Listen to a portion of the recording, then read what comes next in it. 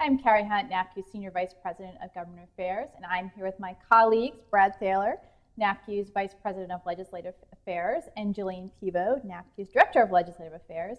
And we are here today to give you some quick updates on, you guessed it, legislation. So Brad and Jillian, what's been going on up on Capitol Hill? We've been hearing a lot about risk-based capital on the regulatory side, but what's been going on relative to our policymakers?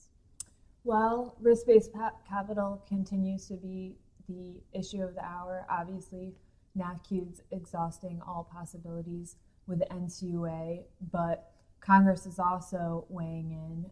You probably heard last week 324 members of the House of Representatives sent a joint letter over to Chairman Matz asking some pretty pointed questions about the proposal. You know, how would the risk-based capital proposal impact the flow of credit to credit union members and small businesses run by credit union members? Ask additional information for how the risk weights were derived for different asset classes, and also ask the NCUA to extend the comment period, which of course NAFCU has also done. And I think it's important to note two things. One, the bipartisan nature of that letter. We really had members of Congress from across the political spectrum. And also just the sheer number. I worked on Capitol Hill before I came to NAFCU, and 324 says a lot about how much Congress cares about this issue. That's great to know. I know from talking to you, our members, this proposal is going to potentially will have a huge impact on you, even if you would be well capitalized under the proposal. It's certainly our number one priority here, and it's good to hear that there's a lot of interest from policymakers all across the board to make sure that we get this done right. What else has been going on in terms of the hot topics of the day? Brad, typically when I talk to you each morning, it's an update on GSE reform. So what's been going on in that front? Well, on GSE reform, as everybody is likely aware by now, last week the Senate Banking Committee passed out a bill to the full Senate by a 13-9 vote. The package offered by the Senate Banking Committee Chairman Tim Johnson and Ranking Member Mike Pevo would wind down Fannie and Freddie and put in place a new system that in particular for credit unions would have a small lender mutual to help access the secondary market. While this proposal received bipartisan support, there were a lot of questions raised in the process and at the markup on the workability and the cost of the new system.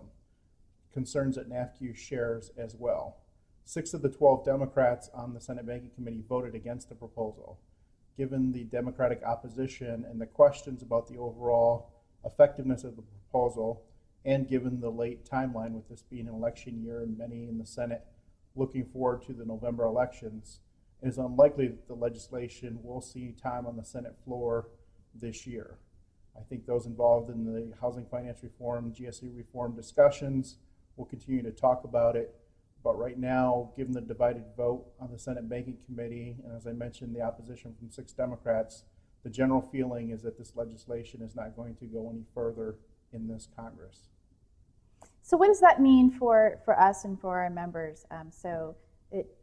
We don't expect that this bill will move forward, but of course things can always change and happen at a moment's notice up on Capitol Hill. So what is it that we're watching for and are really staying vigilant on?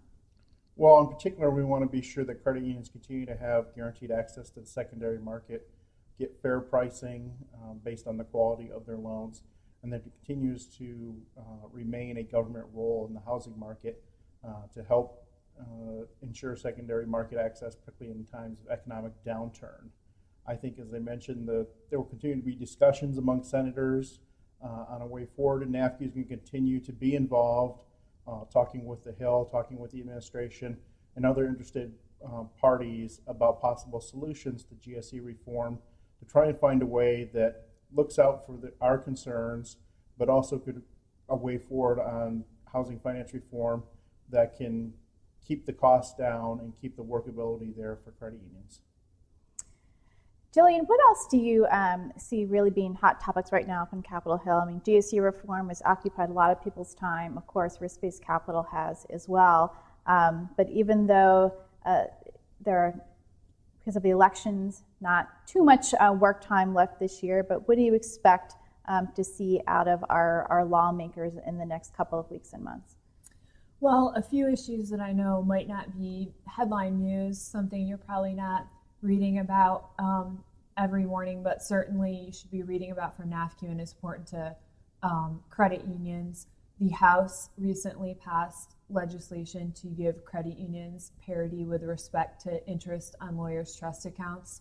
So under current law, all of the clients of the attorney would need to be a member of the credit union to get share insurance on those accounts. And the bill that passed the House would make it so only the attorney needed to be a member of the credit union. So a small regulatory relief issue, but something we continue to work on. Also, you may have seen the CFPB just, I believe, last week or potentially the week before, put out a proposal on annual privacy notices, which is positive for credit unions. Basically, you don't have to remail the statement if the privacy notice hasn't changed. There's also been legislation introduced, and of course, we would prefer statutory fix. So that's also something we're pushing. The House has passed that bill, and there's over 60 sponsors in the Senate. So that's something else we're hoping moves. And I think, I don't know if Brad would agree with this, but it seems like there is starting to be some movement on some fixes to CFPB rulemaking as well. The House Financial Services Committee recently passed by voice vote legislation that would ease the points and fees cap of 3% relative to qualified mortgages. So I think that's a pretty good overview on regulatory relief and what we can expect. Like Carrie said, we're heavy into the election cycle, and members really will be home campaigning. So we don't expect a ton of movement, but that's what's going on right now. Brad, what do you see? Because we've also, of course, even though bills have already been introduced this Congress, just because there isn't movement, we also typically see the introduction of some new proposals. We've seen a few which potentially could impact credit unions that we always track and analyze. Do you have any comments or thoughts on that? Well, as Jillian mentioned on regulatory relief, we do think that we'll see some more focus on regulatory relief, particularly in the House Financial Services Committee, in particular as it may relate to relief from the CFPB and the new rules coming out of the CFPB. I think there's a recognition by many in Congress that credit unions and other small financial institutions are suffering under the weight of regulatory burden, and lawmakers are trying to find ways to move forward with solutions. I think the concept of regulatory relief is something that can get bipartisan support. Oftentimes, though, it's the relief measures themselves can create opposition or division and what's the best road forward. But the concept itself of regulatory relief is something that generally gets widespread support. And I think, particularly in an election year where bigger issues that may be more politically dividing are harder to do, small items such as the ones Jillian mentioned, providing regulatory relief on privacy notices or IOLTA parity, or relief as it relates to the points and fees rules in relative to qualified mortgages, are areas that could move forward and possibly even get one or two of those enacted into law before the end of this year. But what about patent reform? I mean, that seems like something that shouldn't be too controversial. The House passed patent reform legislation, and now it's being considered by the Senate. What has been ultimately the hang-up in getting some reforms in that regard? Well, as you mentioned, Carrie, the House has passed patent reform legislation. We know a number of credit unions are concerned about patent demand letters in particular, where they may get a letter from a law firm representing a patent assertion entity is the technical Washington term for it. Sometimes they're referred to as patent trolls, requesting that they pay a certain fee or face legal action for using a particular patent. And a number of credit unions have received those letters and have found themselves entangled in a legal situation because of that, oftentimes to the point where these letters have become abusive in terms of trying to seek fees from financial institutions for that. Members of Congress have heard these concerns. They're looking at making changes to the patent system, and that's one issue that they're trying to address. Patent reform has passed the House of Representatives. It's currently in the Senate Judiciary Committee, where an effort is underway to try to get a bipartisan agreement to move forward with patent reform, and particularly something that helps address the issues raised by patent assertion entities and cut down on frivolous demand letters to financial institutions, but really all kinds of companies that get these letters.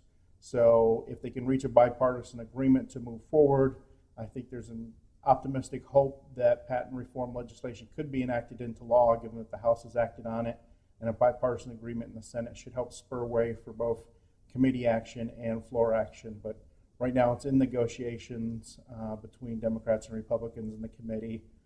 They're hopeful that they're getting close to trying to get an agreement. That's great. Any other issues that you all want to mention or close with? I just think one thing we want to mention is encourage everyone to join us at NAFCU's Congressional Caucus this September 9th through the 12th here in Washington, D.C. You can find out more or go online to register at www.nafcu.org/caucus. We hope to see everybody there. Thanks, Brad. And of course, we also, before our caucus, if you're coming to our annual conference, we look forward to seeing you in person as Brad, Jillian, and I, along with some of the other members of the government affairs team, will be doing a panel during our general session. Always great to have a great team all up together, letting you know what is the latest topic at that moment in time. Have a great day.